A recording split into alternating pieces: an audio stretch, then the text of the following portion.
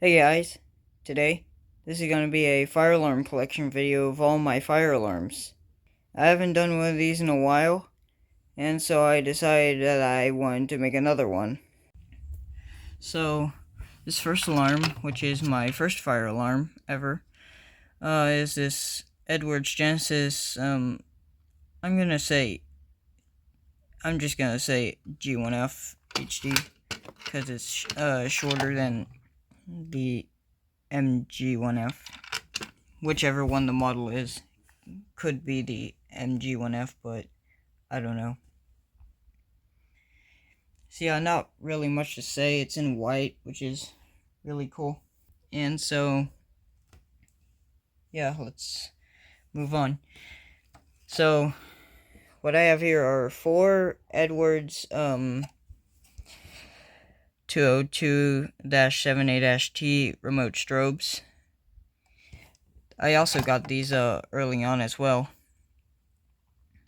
And yeah, also this third one is missing a screw terminal. I'm pretty sure it came like that too. And so yeah, I am thinking about trying to get one of these on the mini system at some point, but the problem is they won't work on single gang back boxes or normal ones. As with those, the screws on the back here are where the holes are, and the places you would put the screws are on there and there instead of up at the top and at the bottom.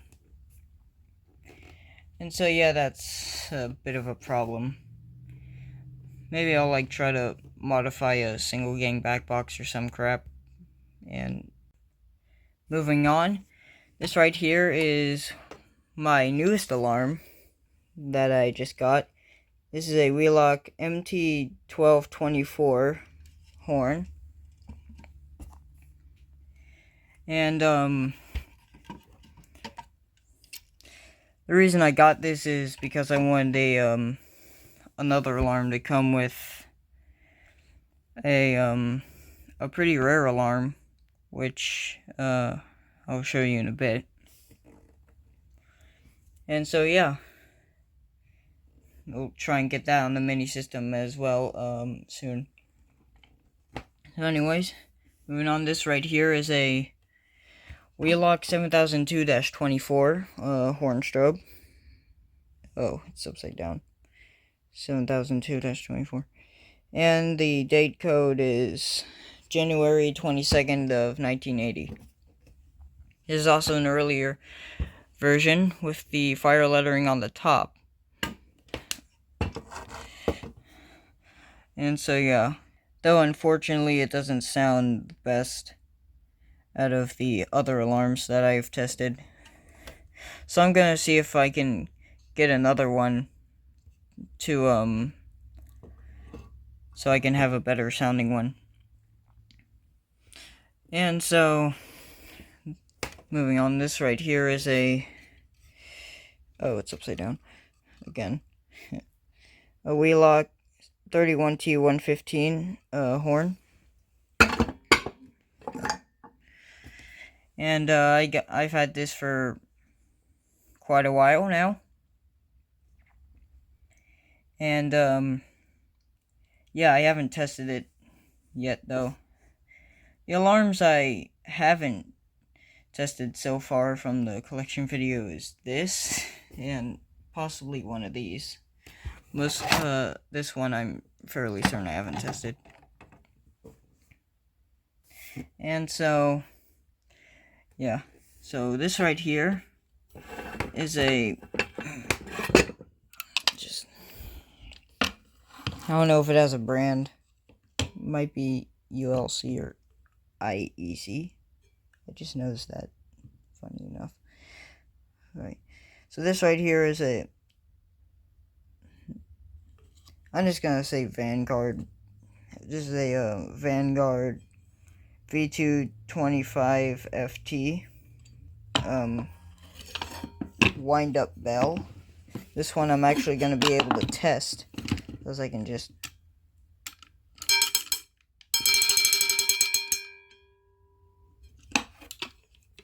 And so yeah, it's the only bell in my collection. Though I am looking to get another bell or a chime strobe. So I'm just gonna put that there. And this alarm right here is a Federal Signal eye strobe, Series T1, model VALS. Remote strobe, which does not have the light mechanism in it, or strobe mechanism, because a little while back I took it out for some reason. And so yeah, I'm gonna explain some really cool about the 31T and the eye strobe. I'm just gonna put them on. So these two came from the same place. One of my friends, his father worked at a job, probably still does, I don't know, and they were replacing their alarms, and somehow he was able to keep them and then give them to me, which I'm really thankful for. And so yeah, very glad to have these two in my collection. This thing also has a flush mount plate, but I don't know where that is. And before I move on to the alarms on the second and final row, we're gonna take a look at the fire alarms on the mini system. So this first one right here is a Firelight HD Series B1 horn. I just call it the Firelight B1. And so yeah, and a little fun fact, at one point, after mini system test 7, I had the 7002 on the fire alarm board. But the reason I took it off is because when I was going to make mini system test 8 and I applied power to it, it didn't work. I don't know if it was because of how I wired it up, like if I wired it wrong or something, but yeah. So now it's just a empty back box, which I had to turn because of these two screws, which I just can't get out because screws are over there, and I just had to rotate it like that.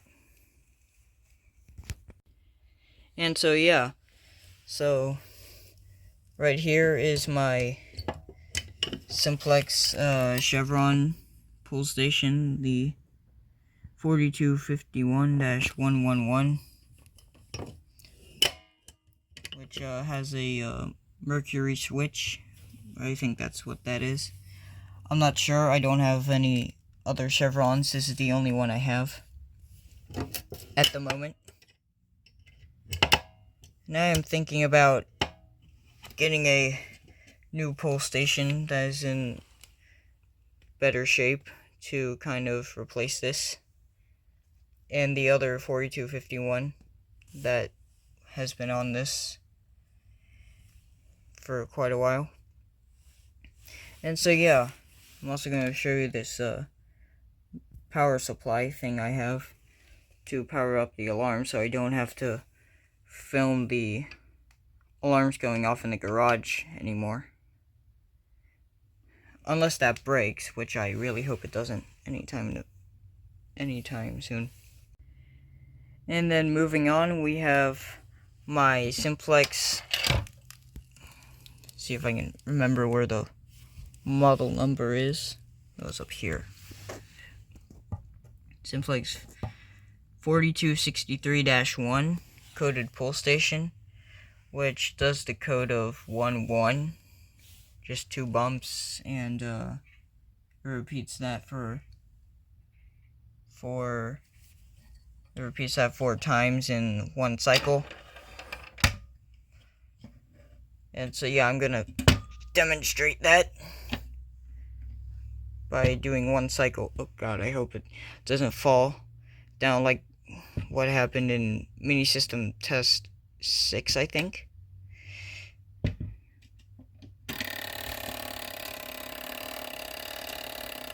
You can hear the thing clicking on the inside. No.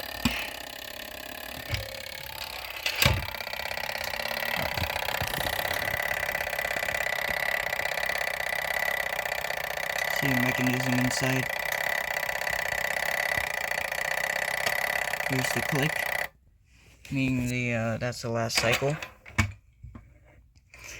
And so yeah, I was surprised on how low the price was for this, which is the reason I have it. It's like probably the lowest one I've ever seen on eBay. There are others, but they're kind of for a higher price. Oh, and this down here, I'll get to that in a bit. I don't think I pulled the chevron down, so it's just maybe I did, but whatever. And now back to the table of fire alarms. So this one right here is a Faraday 2834. It's basically a Siemens UMMT, but branded by Faraday. And if I can get screw in, I can unscrew the front, and you can see the inside, which is where I believe the model is located, or the thing that has the model on it. So you can, yep, it's in here, I think. Oh yeah, there it is. Faraday number 2834. And so there's the inside. You can see all the things that make this alarm work. And I also changed the max volume down to 1. But the wherever the candela selection is, I think it's in here. I think that is still at 15. So the candela selection has been unchanged. Maybe when I put it on the board next, I might change it to all the other, to one of the other selections, which all are brighter, because 15 is the lowest.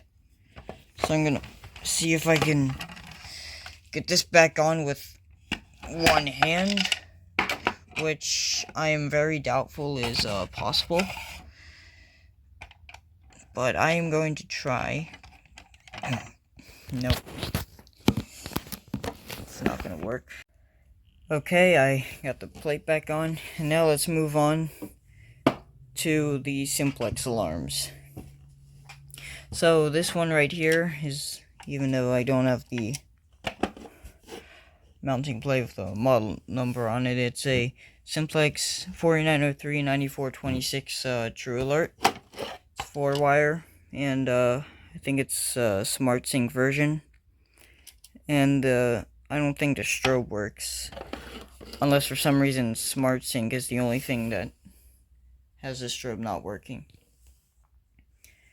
And so yeah, also if you look in there, it's 75 candela. And now we move on to this one, which is kind of a mystery on how it exists. So you might look at this and think it's just a normal 4903. And now we get to the speaker and the adapter plate. So you might be like, yeah, this is normal, until you look at the model. And yeah, I need some help finding out what this is. So this is a 4903-9136, which is not 4903 model, at least in that series, because 4904 and the 4906 series have 9136 models. So this is a 25 volt, at least for the speaker, 4903 with 15 candela, I'm pretty sure. And it was built in February of 1993, which makes this a total of 31 years old, which is pretty freaking old. And this 521780A and the whatever the other numbers say, I couldn't find results for them either. So this could have been a prototype because it's A, so that's probably like the first alarm of that particular batch. I don't know what the numbers mean. But anyways, here is the speaker that goes with it. And the adapter plate, which is a 4905 9908. I do not know what that noise is. That kind of sounds like a fire alarm, or a dying one of that. So, anyways, these two are, it's upside down again, Simplex 4903 9101 strobe plates. Unless you put a horn on it, it's a horn strobe. These are probably one of the earliest, if not the earliest, version of the 4903s. So this one's newer, and then it moved on to the True Alerts in 2001. So this is from 1993. These are from the 80s, I think. I don't know what that says behind it. It says NS, I think. Unless it's a backwards 4. And I have something to question. Nah, that's an N. So yeah, this one is also a 4903 9101. And this one was on the mini system for quite a while. You can tell because of the kind of cracked strobe cover, as this one is not. And so, yeah, now we move on to these three. So, starting off with probably the rarest of them. I don't know which one's the rarest. That one's older, I think. So this right here is a Simplex 4050 12 volt model. And I got this early on as well. I think I had these. Yeah, I'm pretty sure I had the remote strobes and the Genesis. I don't know if I had the remote strobes yet. But yeah, I got this pretty early on too. Which is pretty lucky. And so yeah, there's the Simplex logo. I'm thinking about seeing if I can get one with the black thing right there, so I can have two different ones. Well, two 4050s with different plate things. Kind of like with this one, but it's paper. I think that's what it is, instead of it being like an actual plate. And so, that being said, let's move on to this alarm. So, at first glance, from like a distance, you might think these would be the same alarm. but there are some differences. This one's diaphragm goes for the entire inside base of the horn, and this one is circular instead of square with rounded edges. Also, I'm pretty sure the inside of this or that in there, one of those two should be red. So that's probably why I don't think this works.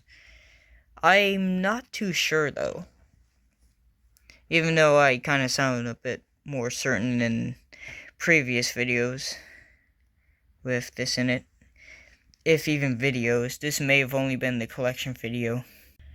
So now let's get on to the information about this alarm and the model and stuff. So this right here is a Simplex 4040 Series A1 6-volt AC vibratone horn. And 912B, I don't know what that is. Might have the same meaning for the 328M on the 4050. And so yeah, I haven't tested this one either. It also has a volume screw right there, instead of it being right there on the 4050. So I'll have to find some sort of AC power supply to power these 3 alarms. And so let's move on to this one. This alarm right here, which I borrowed the screws from the adapter plate. This alarm right here is also a 4040. But other than this one right here, let's flip both of them over. This one's on the flush mount plate, which I just noticed the FG and then the E with kind of what looks to be like electrical, maybe lightning strikes or something. So it's probably some electrical company that built this. I don't know what brand the plate was made by, and I don't know if I'll find out. Also the 2521 and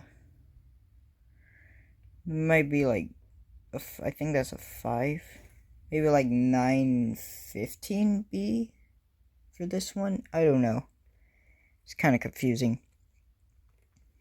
And neither of these that I know of have date codes. And there's the model.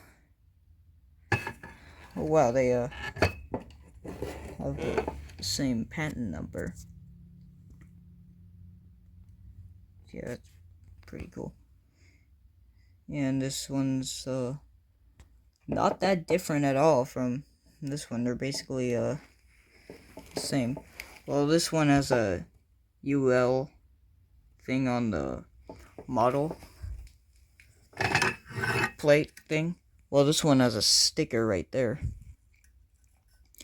And so yeah, the backs look pretty much the same. Though I think this plate kind of looks like it's in a bit better condition than this one. Though the back is at least on this one looks to be in great condition. Well, this one's kind of dirty. This right here, whatever this is kind of sticky. And yeah, I was like with the coated pull station, I was surprised of how cheap this was. It's like $25.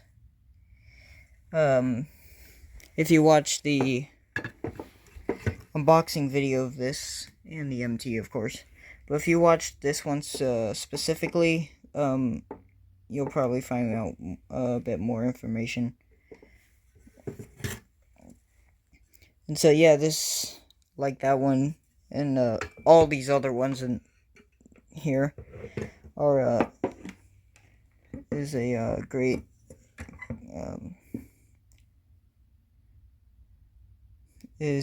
great addition to the fire alarm collection of mine, and I do not regret buying any of these. Some of them I didn't necessarily buy. I didn't buy that one. Some family member of mine just randomly found it somehow. And so yeah, let's move on to this now. This right here is my first fire alarm pull station. A modern Simplex T-bar. $20.99, $97.95 addressable T-bar. And it has some parts of wires that are in the little terminal thingy-mabobber right there. So I cannot use that as far as I'm aware. I don't know if I'll ever be able to use it again. But I'm just keeping it because I don't have any other modern Simplex T-bars. And this was the... When I was mentioning the other 4251, this is the one I was mentioning. I'm gonna pull it. This right here is a... clearing my throat. This right here is a 4251-20 Simplex older T-bar, the older brand, opposed to this one, which has the logo. This one is just letters, Simplex, and Jesus Christ, right? So this one, unlike the 9795, is conventional. So I can use this, and I'm gonna compare these two. So this one has a whatever that is, like a flat handle, and this one has a does not have a flat one. It's kind of a triangular handle, and they also have different locks. For some reason, this type of lock on the 4251-20 must be at least somewhat rare, because I could not find any other fire alarm videos, at least that I know of, that have 4251s with this lock on it. So it's pretty weird. And this one just has a rounded one at the top. Well, this one sticks out a bit more. Oh, I forgot it was pulled. And come on.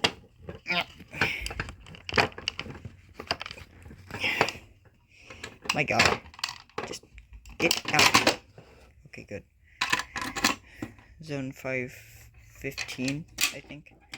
So this one must have been like a pretty huge building. And so the inside is noticeably different, as this one does not have the thing at the top, whatever that is, on the 4251. And now, for some reason, I just thought of something. Maybe that is for like the 4251-30, for like the break glass thing, because this whole thing in here. But it's just a theory. It's just something random I thought. So this one has a white button, while this one it matches this background, and it's made of metal. And this one's also not as cheaply made as the modern one. Also, the handle part is a bit different, as that one looks like that, and that one's kind of more hollow. So yeah, let's take that out. Wow, barely had any issue. Nope, barely had any issue coming out of that lock, but when I tried to take it out of the 4251 lock, it just didn't want to, it wanted to stay inside. And maybe because like it's a bit...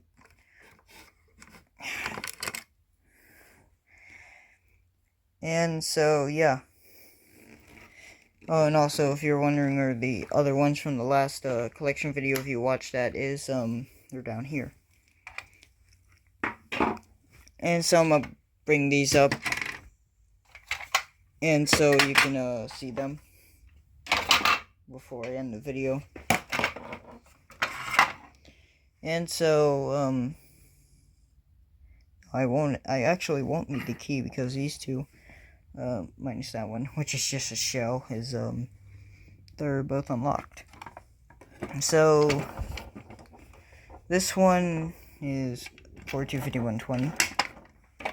This one is a 425120. This one's 425120. They're all 425120s. As far as I know, because this one could be something totally different. It could be a 4251-21, 22, any other T-bar model simplex. And also, some parts of these, especially like the paint, kind of, like on this one, it's in much better condition than this one, as far as I'm aware. So I think I might try and modify this with another one's pull handle. And if I ever get to it, I might see if I can convert this one into a key-operated version.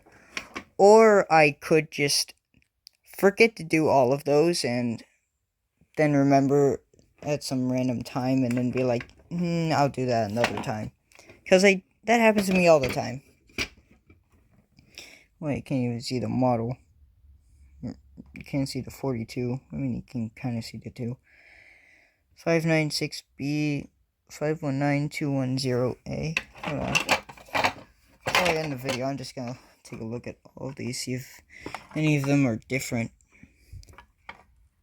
Because I never really thought to do that. 747. I feel like I'm wasting time. Well, I mean, these are the last alarms. Also, this one isn't spring-loaded. Zone 601. So, yeah, like I said, must be a really big building. This is zone, whatever that one was. It's now 514. Which would probably be around the area of 515, which is this one. This one's zone 604, which is the highest one from this one, I think. Unless this one's different. This one is zone 513. So that would be this one, and this one. So whoever replaced these alarms, which could be the guy or whoever that replaced like a certain section, you probably like had like a hallway where like, let's just say it started at the lower part where it's 513 and then 514 and 515, and then either he was given or he moved on to another part where he saved the zone 601 pull station and the zone 604 pull station. But I don't know, could have just been a weird coincidence. Well, wait a minute. I just noticed something. Oh, it's only on these two. The one the inside of that has a little hole right there. These three are patched up.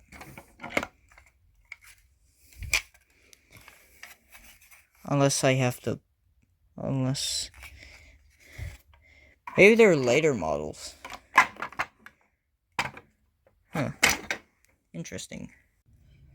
Alright, enough rambling on about a random building in the United States, most likely, that at one point had 4251 pull stations that were replaced and now are owned by me.